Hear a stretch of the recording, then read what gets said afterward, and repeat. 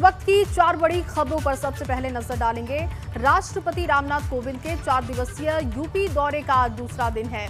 हीरक जयंती वर्ष के समापन अवसर पर राष्ट्रपति ने आज लखनऊ में कैप्टन मनोज पांडे सैनिक स्कूल में एक सभागार का भी उद्घाटन किया और अपना संबोधन दिया। कैप्टन मनोज पांडे सैनिक स्कूल में उन्हें गार्ड ऑफ ऑनर दिया गया। इस दौरान राज्यपाल आनंदीबेन पटेल और मुख्यमंत्री योगी आदित्यनाथ भी मौजूद थे। यूपी की पूर्व मुख्यमंत्री मायावती ने प्रेस कॉन्फ्रेंस में कांग्रेस पर जोरदार हमला किया। उन्होंने कहा कि देश में अब कांग्रेस की हालत बेहद खराब है।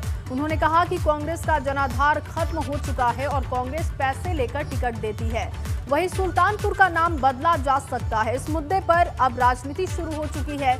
अखिलेश यादव ने इसे लेकर निशाना साधा तो कोरोना की तीसरी संभावित लहर को रोकने के लिए आज मेगा वैक्सीनेशन अभियान चलाया जा रहा है।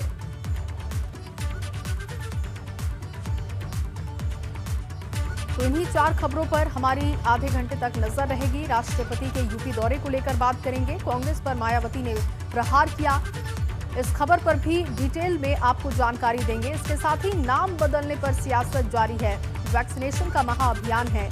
इन 4 खबरों पर अगले आधे घंटे तक विस्तार से बात करेंगे।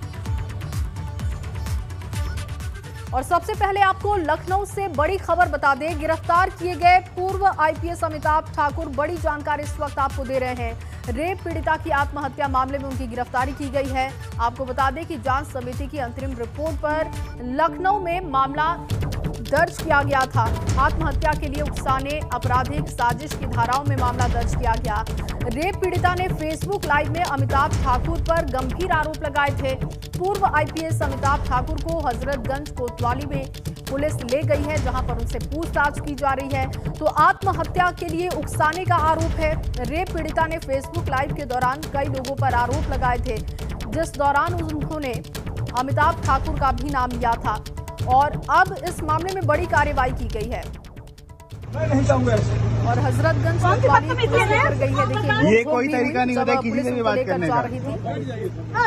देखिए किस तरीके से लगातार अमिताभ ठाकुर मना कर रहे थे, जाने को वो तैयार नहीं थे। और आपको बता दें कि अमिताभ ठाकुर पहले मुख्यमंत्री योगी आदित्यनाथ पर कई गंभीर आरोप लगा चुके हैं और उनके सामने खुद को उन्होंने प्रोजेक्ट किया है कि वो यूपी विधानसभा चुनाव में लड़ेंगे। तमाम विवादों के बीच ये गिरफ्तारी हुई है। इस वक्त हमारे साथ अनुभव मौजूद हैं। अनुभव, क्या स्थिति हुई? क्योंकि जो तस्वीर हम देख पा रहे हैं, आसानी से जाने को तैयार नहीं थे, लेकिन गंभीर आरोप है और गिरफ्तारी की गई।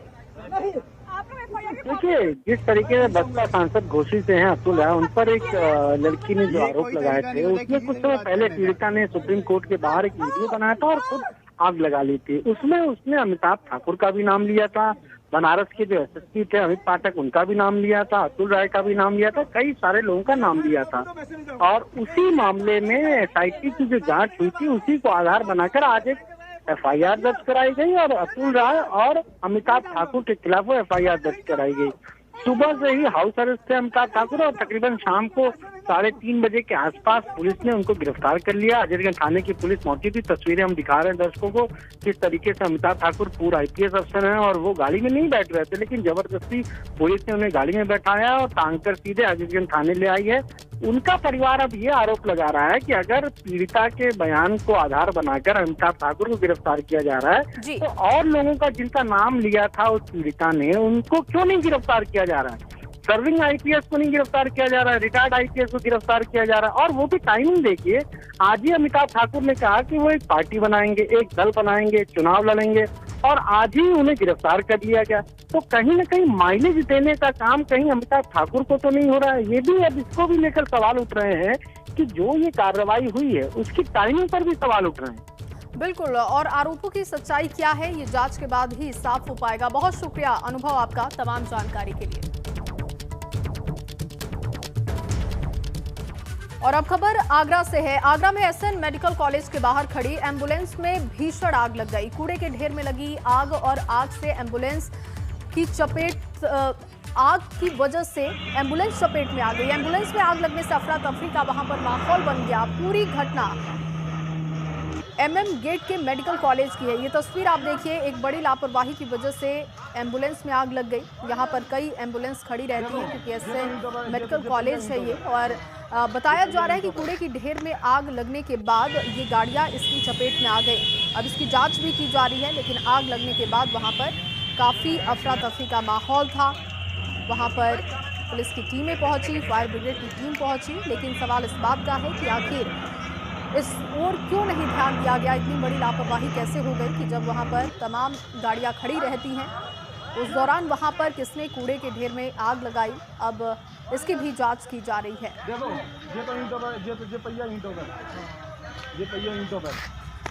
वहीं मुजफ्फरनगर में किसान महापंचायत के लिए बड़ी तैयारी कर रहे हैं। बड़ी खबर इस वक्त हम आपको दे रहे हैं। 5 सितंबर को महापंचायत की तैयारी में जुटे हैं किसान नेता, और आज कैराना के जहानपुरा गांव में नरेश टिकैत की पंचायत होने वाली है। लखनऊ के महिलाबाद में भी भाकियों की पंचायत है। इसके साथ ही साथ किसानों से डोर टू डोर संपर्क कर रहे हैं किसान यूनियन के नेता, और किसानों को एकजुट करने का काम किया जा रहा है। इसी कड़ी में आपको बता दें कि मुजफ्फरनगर में किसान महापंचायत की तैयारी कर रहे हैं। दरअसल 5 तारीख को महापंचायत होने वाली है और उसी को लेकर ये तैयारी की जा रही है। लेकिन कैराना के जहानपुरा गांव में नरेश टिकैत पहुंचे, जहां पर आज किसानों को जुटाने के लिए रणनीति तैयार की जाएगी। और इसी कड़ी में 5 सितंबर को लेकर ये बड़ी तैयारी है। लखनऊ के महिलाबाद क्षेत्र में भी किसानों को जुटाने की कोशिश की जा रही है। बलराम पांडे इस वक्त हमारे साथ जुड़ चुके हैं। अब बलराम, महापंचायत को लेकर लगातार हम तैयारी देख रहे हैं, और आज नरेश टिकैत भी पंचायत करने वाले हैं, क्या कुछ अपडेट है?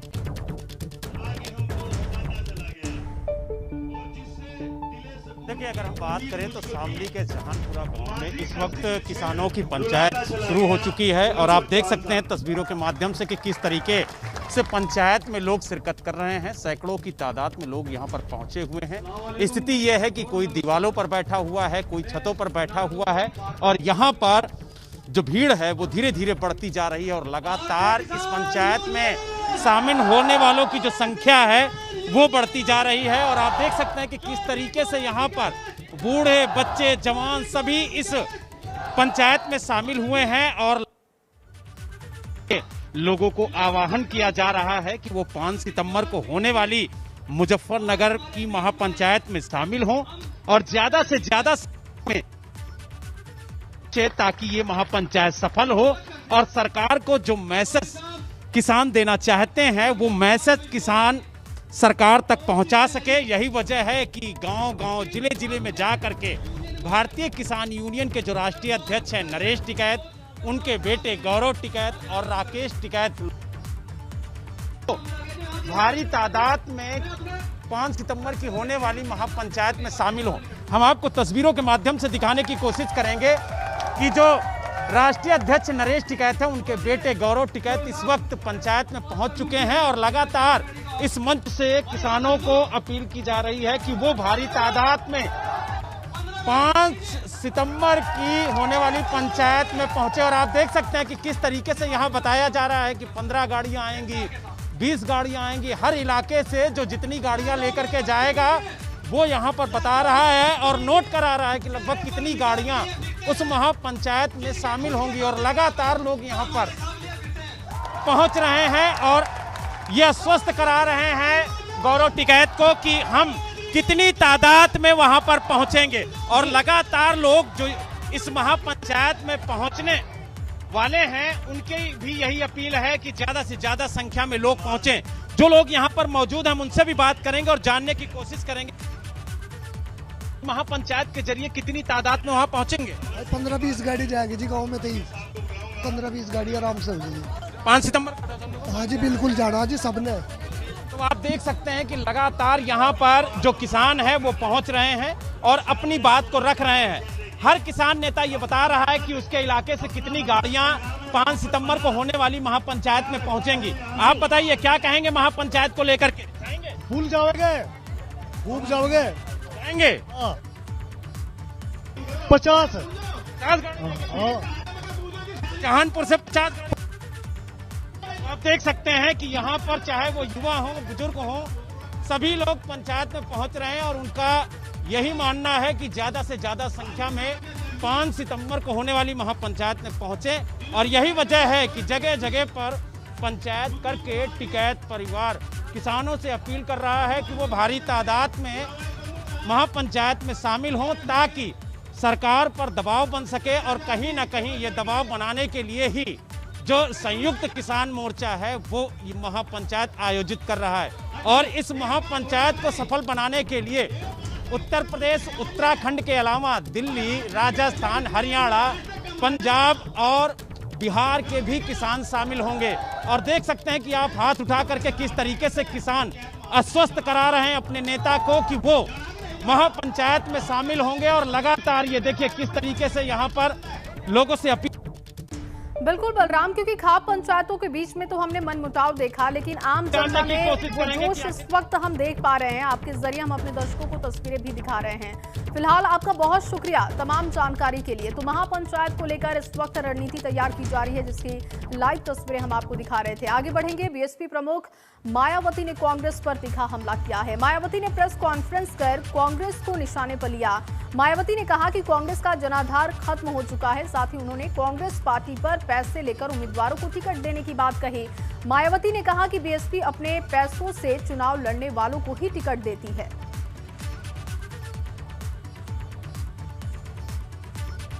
तो कांग्रेस पार्टी पूंजीपतियों की पार्टी है। मायावती ने बयान दिया। 10 बड़ी बातें आपको बता रहे हैं। कांग्रेस पैसा लेकर उम्मीदवार खड़े करती है।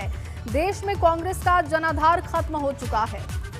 इसके साथ ही साथ मायावती ने कहा कि कांग्रेस को उम्मीदवार नहीं मिलते और इसलिए टिकट पैसे देकर दिए जा रहे हैं, जबकि बीएसपी अपने उम्मीदवारों को खड़े करती है।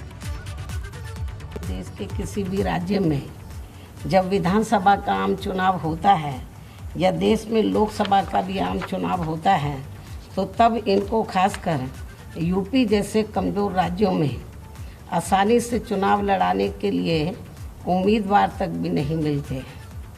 उनको खड़ा करने के लिए फिर कांग्रेस पार्टी बड़े बड़े पूंजीपतियों व धन्ना सेठों आदि से आर्थिक मदद लेकर उनको पैसा देकर खड़ा करती है। अधिक और अब आपको बताते हैं कि मायावती को आज प्रेस कॉन्फ्रेंस क्यों करनी पड़ी। आखिर मायावती ने कांग्रेस पर निशाना क्यों साधा। असल में कांग्रेस ने कल किसने बिगाड़ा उत्तर प्रदेश नाम के शीर्षक से एक बुकलेट जारी की थी, जिसमें पार्टी ने बीजेपी के साथ साथ उत्तर प्रदेश की बिगड़ी व्यवस्था के लिए सपा और बसपा को भी जिम्मेदार बताया। इसमें मायावती को दलित नहीं बल्कि दौलत की बेटी बताया गया। इस बुकलेट के जरिए कांग्रेस ने ये भी बताया कि जब भी बीजेपी मुश्किल में होती है तो मायावती उसका साथ देती हैं। इसी को लेकर मायावती ने आज प्रेस कॉन्फ्रेंस के जरिए हमला किया। तो ये बुकलेट भी आपको दिखा रहे हैं, जहां पर बीएसपी पर निशाना साधा कांग्रेस ने और इसके साथ ही साथ बीजेपी को भी घेरा गया। लेकिन आज मायावती प्रेस कॉन्फ्रेंस कर कांग्रेस पर कई उन्होंने निशाने साधे और उन्होंने कहा कि जिस तरीके से कांग्रेस गंभीर आरोप लगा रही है, कांग्रेस का जनाधार खत्म हो चुका है, कांग्रेस बौखलाहट में है और इसलिए इस तरीके की बयानबाजी कर रही है। तो मायावती ने कांग्रेस पर कई पलटवार किए। साथ ही साथ सीधे तौर पर कहा कि उत्तर प्रदेश ही नहीं बल्कि देश भर में कांग्रेस का जनाधार खत्म हो चुका है। और जो बुकलेट जारी की गई है कांग्रेस की तरफ से, कांग्रेस को सबसे पहले बताना चाहिए कि क्या आधार है इन आरोपों का। और चलिए, इस बीच एक बड़ी जानकारी मिल रही है, सीधे उसी का रुख करेंगे। बड़ी खबर इस वक्त हम आपको दे दें। 2 पैन कार्ड मामले में अब्दुल्ला आजम पर बड़ी कार्रवाई की गई है। तो रामपुर से आपको बड़ी जानकारी दे रहे हैं। 2 पैन कार्ड मामले में अब्दुल्ला आजम पर आरोप तय। अब्दुल्ला आजम की वीडियो कॉन्फ्रेंसिंग के जरिए पेश हुए और बीजेपी नेता आकाश सक्सेना ने मुकदमा दर्ज कराया था। एमपी एमएलए कोर्ट में मुकदमा चल रहा है और देखिए आरोप तय हो चुका है। आजम और अब्दुल्ला आजम की वीडियो कॉन्फ्रेंसिंग के जरिए पेशी हुई आज एमपी एमएलए कोर्ट में। ये पूरा मुकदमा चल रहा है। बीजेपी के नेता आकाश सक्सेना ने मामला दर्ज करवाया था और अब आरोप साबित हो चुके हैं। देहरादून से आपको बड़ी जानकारी दें। देहरादून में रानी पोखरी के पास पुल गिरा है। देहरादून ऋषिकेश सड़क को जोड़ने वाला पुल गिर चुका है। पुल का एक बहुत बड़ा हिस्सा क्षतिग्रस्त हुआ है। तस्वीरें भी आप देख पा रहे हैं। पुल से गुजर रहे कई वाहन नदी में गिरे। हम आपको बता दें कि देहरादून के डोईवाला और ऋषिकेश क्षेत्र को जोड़ने वाला पुल नदी के तेज बहाव में जमींदोज हो गया। गनीमत रही कि हादसे के वक्त पुल पर ज्यादा वाहन नहीं थे और दुर्घटना में कोई हताहत नहीं हुआ है। वहीं मुख्यमंत्री पुष्कर सिंह धामी ने पुल हादसे पर जांच के आदेश दिए। मुख्यमंत्री धामी का कहना है कि पुल का निर्माण कब हुआ और कार्यदायी संस्था कौन थी, इसकी जानकारी मांगी गई है और इस पर हम जल्द एक्शन भी लेंगे। ये तस्वीर देखिए, अचानक से ये पुल जा गिरा, एक बड़ा हिस्सा इसका क्षतिग्रस्त हुआ है। गनीमत ये रही कि उस वक्त इस पर वाहन बहुत कम थे, इस वजह से कोई हताहत नहीं हुआ है। लेकिन सवाल इस बात का है कि इसके निर्माण में क्या घटिया सामग्री का इस्तेमाल किया गया, क्या लापरवाही की गई, जिस वजह से ये पुल इस तरीके से जमींदोज हुआ और बहुत ही कम समय में पुल जमींदोज हुआ है, जिस पर सवाल उठाए जा रहे हैं क्योंकि ये पुल बहुत ज्यादा पुराना नहीं है। पंकज राणा इस वक्त हमारे साथ मौजूद हैं। पंकज, अब तो मुख्यमंत्री ने भी जांच कराने की बात कही है, मैं आपसे ये भी जानना चाहूंगी कि पुल का निर्माण कब हुआ था और अब तक कार्यदायी संस्था को लेकर कोई जानकारी मिल रही है क्या? देखिए, तकरीबन ये पुल 50 साल पुराना है। 1964 के करीब उस पुल का निर्माण हुआ था और ये हरिद्वार और देहरादून को जोड़ने वाला मुख्य मार्ग का पुल था और बहुत ज्यादा पुराना नहीं कहेंगे, 50 साल ज्यादा उम्र नहीं होती है पुल की। लेकिन जिस तरह से ये पुल गिरा है उससे कहीं ना कहीं कई तरह के सवाल खड़े हो गए हैं। पीडब्ल्यूडी के माध्यम से बनाया गया था, एनएच से हाईवे पर बना हुआ पुल है, तो ये कहीं ना कहीं ये कहा जा सकता है कि जो उस वक्त की कार्यदायी संस्था रही होगी उस पर जांच की बात अब सामने आई है। मुख्यमंत्री ने उस कार्यदायी संस्था का नाम निकलवाकर पीडब्ल्यूडी को कहा है कि जो भी ये जिस संस्था ने बनाया गया था उसके आधार पर इसकी जांच की जानी चाहिए। फिलहाल वहां पर अभी जो एसडीआरएफ है, पुलिस फोर्स के जवान हैं, वो तैनात हो गए हैं क्योंकि आवाजाही पूरी तरह से बंद है और ऋषिकेश से देहरादून आने के लिए अब उस सभी जो वाहन है उसको डाइवर्ट किया गया है नेपाली फार्म की ओर। वो नेपाली फार्म से घूम के आ रहे हैं। बाकी जो स्थानीय लोग हैं उनके अंदर भी थोड़ा डर बना हुआ है क्योंकि पुल का जो हिस्सा है वो अभी भी भरभरा कर गिर रहा है। पहले सुबह के वक्त जो पुल का एक हिस्सा गिरा था लेफ्ट साइड का, उसके बाद अब बीच में से एक हिस्सा और पुल का गिर चुका है। तो ऐसे में अब पुल लगभग पूरा ही पुल गिरने की स्थिति में आ गया है क्योंकि नदी का बहाव जो लगातार बढ़ रहा है और पुल में जो गुणवत्ता रही होगी उस दौरान की, उसके बाद अब पुल जो कमजोर स्थिति पे आया है उसके बाद अब लगातार पुल का हिस्सा गिरता जा रहा है। तो कहीं ना कहीं ये कहा सकता है कि अब एसडीआरएफ और पुलिस के जो जवान हैं वो वहां तैनात हो गए हैं दोनों तरफ, ताकि किसी भी तरह की आवाजाही को रोका जा सके। और बड़ी बात यह है क्योंकि देहरादून से जब कोई गढ़वाल क्षेत्र की ओर जाता है, ऋषिकेश, श्रीनगर, पौड़ी गढ़वाल या फिर रुद्रप्रयाग, तो वो यही मुख्य मार्ग आवाजाही के लिए हुआ करता था। तो अब पूरी तरह से वो आवाजाही पूरी ठप हो गई है। अब देहरादून से जाने वाले लोगों के लिए डोईवाला, नेपाली फार्म, ऋषिकेश से जाना होगा। फिलहाल कह सकते हैं मुख्यमंत्री ने जांच के आदेश दे दिए हैं और जो भी कार्यदायी संस्था रही होगी अब उस वक्त जब पुल निर्माण हुआ होगा उस पर जांच की जाएगी और उसके बाद कार्रवाई की जाएगी। बिल्कुल पंकज, और कार्रवाई होनी भी चाहिए क्योंकि ये सीधे तौर पर लोगों की जान से खिलवाड़ है। गनीमत रही कि आज वहां पर वाहन कम थे, लोग कम थे, इस वजह से एक बड़ा हादसा टला। निश्चित तौर पर, क्योंकि देखिए अगर रात का वक्त होता तो निश्चित तौर पर बड़ा हादसा वहाँ हो सकता था और सुबह का वक्त था, इसलिए जो आवाजाही थी वो ज्यादा नहीं थी। बरसात की वजह से भी लोगों की आवाजाही नहीं थी। जो वाहन थे वो जिस तरह से पुल के ऊपर आए और भर आकर नीचे गिर गए तो उन वाहनों में सवारियां भी ज्यादा नहीं सवार थी, इसलिए बड़ा हादसा नहीं हुआ है। लेकिन जिन लोगों को चोटें आई हैं उनको जो संबंधित आसपास के अस्पताल है वहाँ पर भर्ती करा दिया गया है। डीएम देहरादून मौके में मौजूद हैं और उसके अलावा पीडब्ल्यूडी के चीफ मौके में मौजूद हैं। उसके साथ साथ जो भी वहाँ स्थानीय नेता हैं, लोग हैं, वो वहां पर मौजूद है और जो राहत बचाव का कार्य है वो किया जा रहा है। कोशिश की जा रही है कि किसी भी व्यक्ति को पुल पर न आने दिया जाए क्योंकि पुल लगातार इस स्थिति में आ गया है कि पुल के जो एक हिस्सा है वो गिरने के बाद दूसरे हिस्से लगातार पिलर उसके गिर रहे हैं। बहुत शुक्रिया आपका तमाम जानकारी के लिए।